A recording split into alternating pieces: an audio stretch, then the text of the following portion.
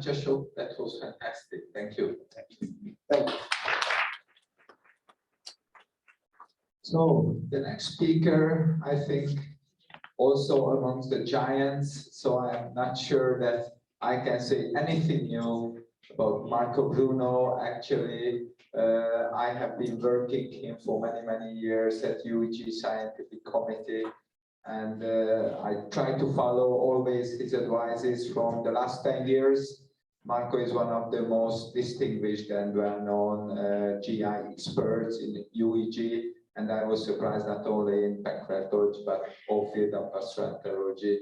He is the one who, if somebody doesn't know anything, just needs to ask Marco. So Marco, I ask you concerning pancreatic cancer about surveillance. So the stage is yours. Thank you very much, Peter, for your kind words. And indeed, I have many interests in science, but pancreatic cancer is very dear to my heart. And this is, in fact, one of the longest running research lines I have in my clinic. And there will be maybe some overlap with what Thomas just told you, but I think it's of interest because it is a field where we need discussion, and we also need to know, are we on the right path and are we doing the right things for our patients? Or they're not really patients, there are persons, individuals at high risk because they're not patients.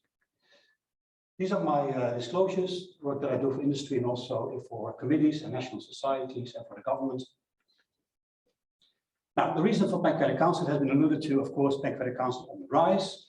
And most importantly, the survival is very poor, and it has not increased over the past, like 30 years almost. The most important part of this slide is that even if you have a localized cancer, your prospect of survival is only like 30%. So remember what Thomas told you about one of the goals of the CAPS group is to detect cancer in the T1 M0 stage, which would mean that if you identify 10 patients or 10 individuals, 10 patients at that point in time with a T1 M0 M1 tumor, only 3 will survive. 7 will die in the end. That's the sad story of pancreatic cancer. Now, in whom? The whole population? Ridiculous. If we are not able to find pancreatic cancer in a high-risk group, then we cannot think about the whole population. First, we have to show that we're good at this in a high-risk population. And these are the populations of interest. Relatively new is the population with new onset diabetes mellitus, which I think is a very interesting population to look at. Pancreatic cyst, a whole story by itself. A lot of over-medicalization, I believe, in patients or in individuals with pancreatic cyst, but a very small proportion of those are at high risk of developing pancreatic cancer. So we have to discern them out from the whole group. And of course, the person at high risk based on the genetic of clinical performance. That is what I'm going to talk about today. Now, the ultimate goal obviously is not to find a high-risk lesion, not to operate on that patient. The goal is to prevent early death. Because if you find a lesion and the patient is going to die anyhow, then you didn't do any good for the patient. Detection of an early asymptomatic potential curable malignancy, yes, but I told you what the problem is, and Thomas already rightly pointed out what really is the goal is to detect a high-risk precursor lesion. And that's the great difficulty at this point. I always refer to this list. It's a very old list from Junger and Wilson, and it tells you some of the principles that any surveillance program should adhere to. All of these are important. I don't have the time to go through them, all of them, but there should be a suitable test or examination that has a high level of accuracy to detect a lesion. There we already have a problem, I can tell you, I will show you. And the natural history of the condition, including development from latent to declared disease, should be adequately understood. We don't. It's not a problem. Now, what we do now is US MRCP, and I will show you some of the results in my talk. And the new kid on the block, like we have been hearing in some talks already, are biomarkers, either in blood or what we are doing now, a lot of work in pancreatic juice. And we'll tell you a little bit about that later. This is a publication that we published in Gut. Thomas was also part of this. This was a consensus guideline with regard to pancreatic cancer screening. I'm not going to go through all of this, but it tells you that we kind of came to a consensus how to screen, whom to screen, what age, which surveillance test, interval, surgery, goals of screening. But although we came to a consensus, the evidence behind this is not big. In fact, this is very small to read, but this is a kind of a flow chart of how then the patients would go through the imaging, and if you have a test result, what you should do next. And if you read the original publication, you will find very high numbers, like 80–90% behind each of these different pathways. It has nothing to do with the scientific evidence. It's only about consensus. There's very few science behind this. Now, there are the three biggest programs have been publishing their results, their data in the past few years. Indeed, Masha Kanto, a very prominent researcher in this field with the Hopkins group, together with Mike Goggins, they published their 6-month follow-up experience in over 350 individuals, high risk of PDAC. There is this problem that we do not exactly know whether they have a mutation, yes or no, because not everybody was tested. Neoplastic regression occurred at a mean age of 6–7 years, predictable malignancy, any radiologic progression. And they found 4% PDAC, 3% high-grade IPMN or penin grade 3, and a few NETs. Most of these lesions were found to be resectable, and 85% of cases survived for 3 years, which was indeed significantly higher, as Thomas pointed out, for symptomatic subjects that developed a cancer outside the program.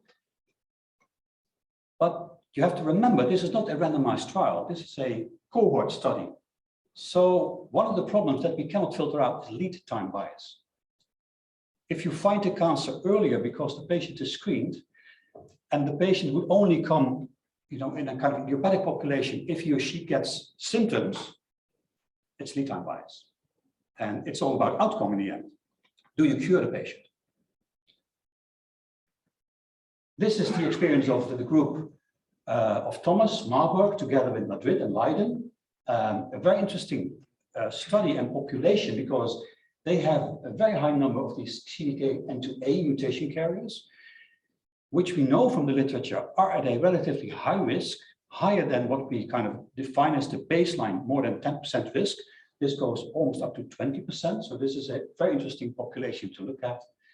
And they detected PDAC in 7.3% of cases, a little bit younger than Masha showed in her study, a very high resection rate, much higher than we find in the general population when we talk about pancreatic cancer. 5-year survival rate of 24%, which is not bad at all if we heard the numbers in the previous talk. 2 of these mutation carriers underwent surgical resection for low-risk precursor lesions, but of the other group, the FPC, so the familial pancreatic cancer cohort, there was 1 advanced PDAC and 1 early-grade NET, but there were 13 individuals who underwent surgical resection for suspected precursor lesion, with only 4 showing this high-risk lesion. So it's very difficult to target the right person for the right therapy. And doing a Whipple surgery in somebody who, in the end, there was no indication, this is not a small deal. This is a big issue. These are relatively young people, young patients, and they have to live for another 20–30 years, and they have maybe the problems of diabetes and everything that has to do with surgery. Now, this is our study, 13 years experience that we just published in Gut. We included individuals, 10% or greater risk of lifetime risk. We had carriers of a germline mutation, and we all tested these patients, so we know if there are true mutation carriers or there are true familial pancreatic cancer individuals from family history. We started at 45 years of age. A little bit, along the program, we started later, 50 years or 10 years younger than the youngest relative diagnosed with PDAC, and we always stopped surveillance at the age of 75.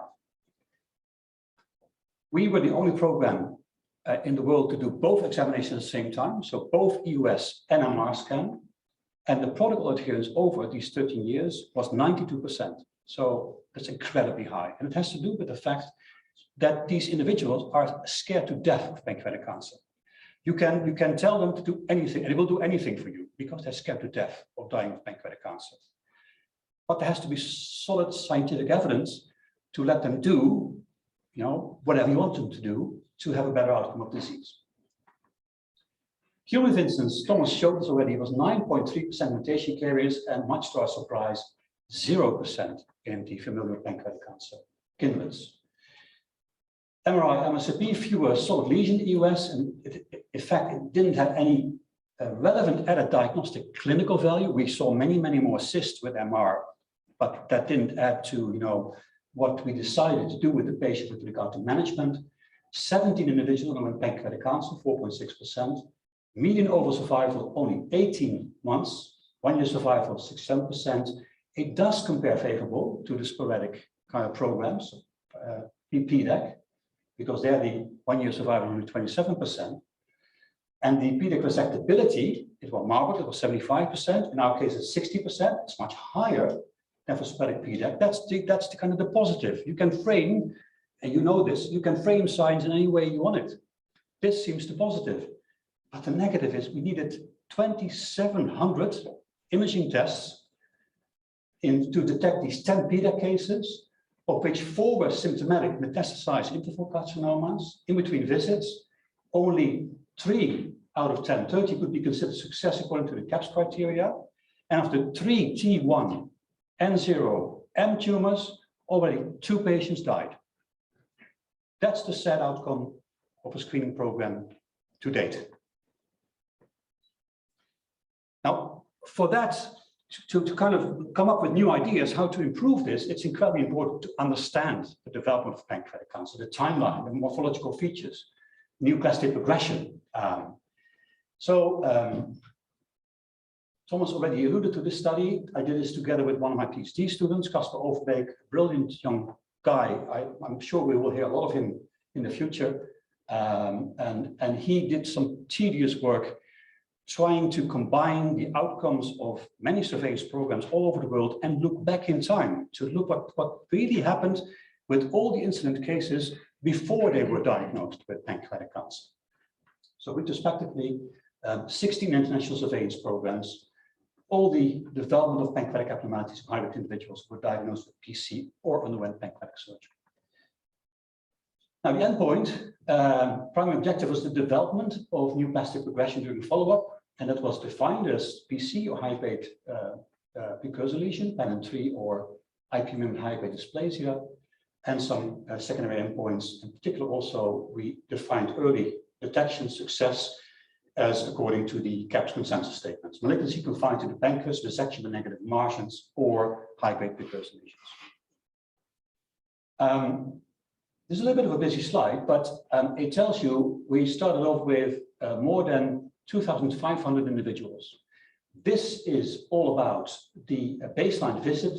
This is about the follow-up visits. You see here there were 52 patients detected with a lesion. 2 of them already had, at the baseline visit, baseline examination, unresectable cancer. 50 went to surgery. 30 were non-progressors. And here you see that there only were a few, I cannot read it here, 13 could be considered successful surveillance. Now, the kind of the same goes for the follow-up visit. In the end, for the whole program, the failures of the program are high.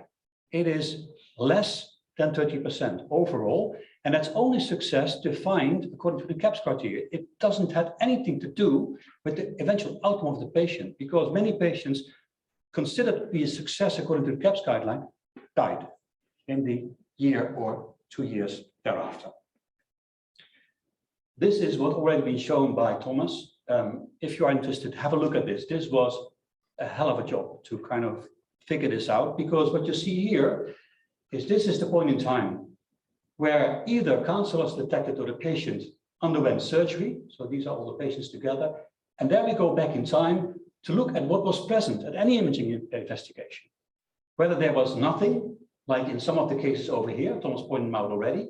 So there were patients, and we look back, of course, we did a second screen of the MR. We, in some cases, had videotaping of the US examinations. We look back, and indeed, we found patients who developed a T3N1 tumor, even metastasized tumors, while a few months previously, there were normal imaging investigations. That tells you something about the biology of pancreatic cancer.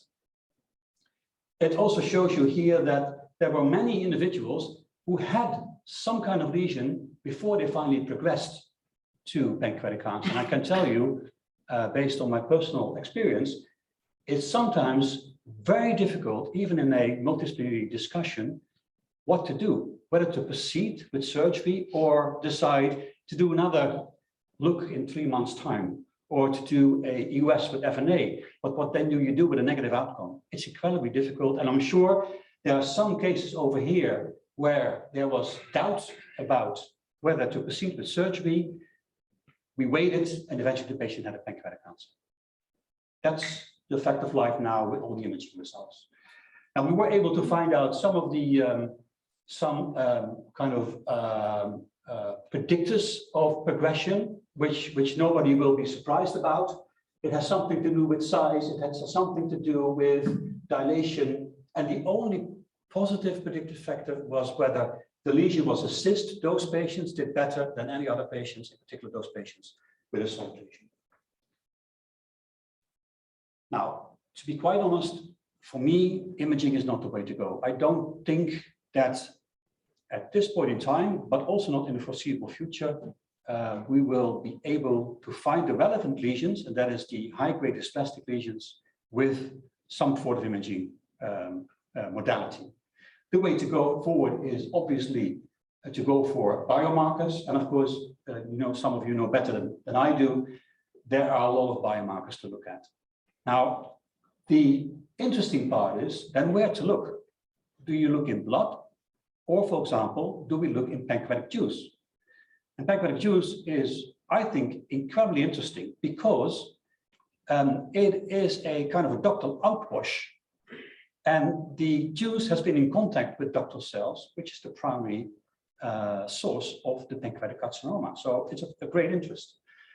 The problem is to get pure pancreatic juice, you have to do an ERCP, you have to cannulate. And can you imagine, in a healthy individual, you do every year an ERCP, try to cannulate to get pancreatic juice. That's ridiculous because you will do much more harm than you will do good. But this is a study in the group of Hopkins. If you see here some of the expression profiles in normal pancreas, patients on the surveillance, when individuals on the surveillance, surgical resection for precursor lesions of pancreatic cancer, you see there's difference between groups. And there is maybe some light or music in, looking into this and trying to find out whether this is a way to go to select the patient or the individual for resection. You see here the ROC curve, 0.87.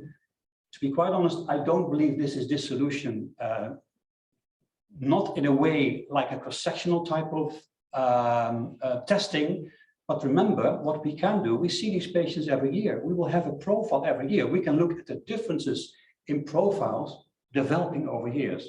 And I think that will be a very interesting way to look forward and to go forward with trying to do good for these patients. So my conclusion is it's not a reality yet. It's an opportunity, but it's not a reality. And we have to be fair to our people that come to us for advice and ask us, can I be part of a surveillance program? We have to be fair to them. We haven't made any difference yet in the last 10, 15 years. This, I think, is very, very important. We should be aware of over-interpreting beneficial effects of screening because most individuals, even doctors, but in particular individuals, patients, they believe screening is good. They believe screening is always the best thing to do. And all of us know that there are also downsides to screening, in particular, if you talk about pancreatic cancer screening, where the solution is to do a purpose resection. Potential bias, interpreting survival, because there are no randomized controlled trials, and there will never be any randomized controlled trial. It will always be kind of corporate studies.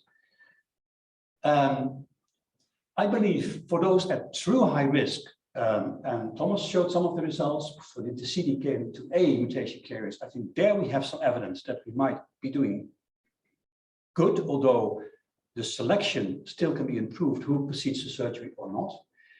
The yield in FBC kidneys is very low. I think there's a huge potential for doing harm. We stopped screening these individuals. We stopped altogether because I don't believe that it's ethical now to proceed with imaging surveillance in these cases.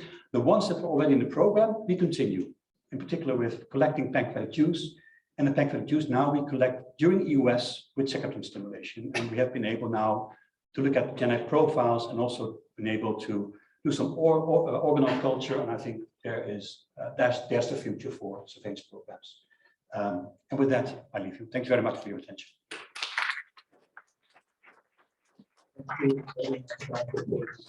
So just Ashok will ask, but before Ashok, I have a question. I following now for many years the patients in acute pancreatitis, and we found that many of them, or not many, but a couple of percentage, but definitely there is a high risk of idiopathic pancreatitis, and after 1 or 2 years, it turned out that they have pancreatic cancer. And when I look back, when they had the acute attack, we had nothing, you know, on the imaging or whatsoever. So looking at these studies, I see that like diabetes and the others are counted, you know, as a high risk. Why the idiopathic acute pancreatitis is not among the high risk population? I think it's a risk population. It's debatable whether it's a high risk population. And indeed, you can say the same for new onset diabetes. But I do believe, in particular, if you want to expand a program outside of the ordinary high-risk groups, like pancreatic cyst or individuals with a mutation, obviously there are many more cases with new onset diabetes than with idiopathic pancreatitis that turn out to be pancreatic cancer. So it's a number game, I guess. If I look back in my career, the number of cases that I've detected with pancreatic cancer coming from idiopathic pancreatitis or post-pancreatitis attacks, I can count on one hand. So it is there, the risk is there, it's not very high, I think. Yeah, of course, it depends on which side you see. If you look at from the pancreatic side, look at from the pancreatic cancer or Ashok. Very interesting talk, and thank you for pointing out that you are going to start enrolling in, you know, very low yield, 3, 4, 5%, and you don't want to go through, you know, doing all kind of imaging and everything. But in your cohorts, have you looked at and correlated them with the CA19? Because you know that Sam and Ash published last year in Gastro that 2 to 5 years before overdiagnosis, CA is off the roof. So, and you have a very fixed cohort. You know that some of them will get and that you have you looked at that? Not yet, but we have all the data. So we do a lot of things. We take saliva, we have biobanking of features, we have blood, of course. But you have done 19 anyway, right? Don't you do CA19 for all of these, your familial No, because that's the easiest thing. I mean, you do imaging and everything, but not CA19. No, because for CA19.19, it's a progressive marker after surgery to look at recurrence of disease. It has not been tested or defined as a prognostic marker.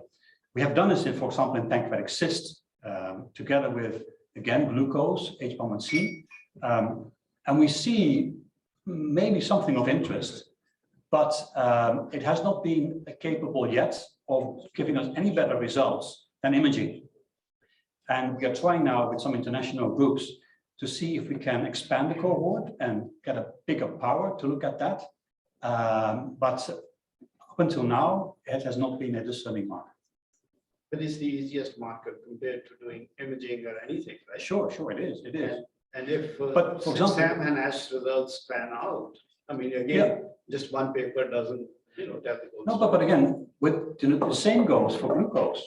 We have learned only a few years now that glucose might be a very interesting, again, marker to look at, not specifically to have a kind of a point estimate or just cross-section. No, into every year you see how the glucose levels kind of vary and whether there is a certain delta that's of interest and then kind of points towards progression. But then we have the other problem. We have now cases, and you're talking about CA90.9, we have a few cases where CA90.9 is elevated, and in some cases even substantially elevated, and then you do imaging, you find nothing. That's always hard. But so we have to follow them very intensely. So what you do is instead of every year, you test them every 3 months. That person goes berserk because he or she believes that he or she has pancreatic cancer. So from a mental point of view, for those individuals, it is a very hard thing to live with. All the research that we do has huge implications for families. Absolutely. It scares the hell out of them. It scares the hell out of them, yeah. So, but the same token, GNI, but. Ashok, there is other people waiting. Sorry, I'll do it later. Obviously, Okay, I have a very short question. Because the data are very strong, and I absolutely agree with those, that we don't have much chances, even with this Highrisk individuals. But on the other hand, and everybody needs a life. Both family and the patient and the doctor are not ready to give up. They want to do something. So what do you tell those people? To be honest, that by doing something, you do not do anything good because there is no outcome, and you potentially do wrong. So that's the problem. With every talk I give. This is a very difficult thing to Yeah, but tell to the people, the family, yeah, but that's the whole problem of modern medicine. It's more difficult to talk to a patient to do something or don't do something than to do something. And when we are not used to that, we are not Yeah, used yeah, to just say it's better not to do anything. But I'm convinced that if you enroll these individuals, while we have the evidence that you're not doing anything good, you potentially harm them. And also don't forget about the psychology behind it. Yeah. Every year, these people come back for surveillance, and we also do a lot of psychological studies. But it goes both ways, right? The 2 weeks before every investigation, they are scared to death. Yeah. They're scared to death. Absolutely, I strongly agree, Marco. It's very, very difficult and very depressing where we are currently. And I think what we usually very rarely thinking, because we are afraid of having tissue acquisition from the pancreas, which also could be an opportunity. And if I look at now to the computer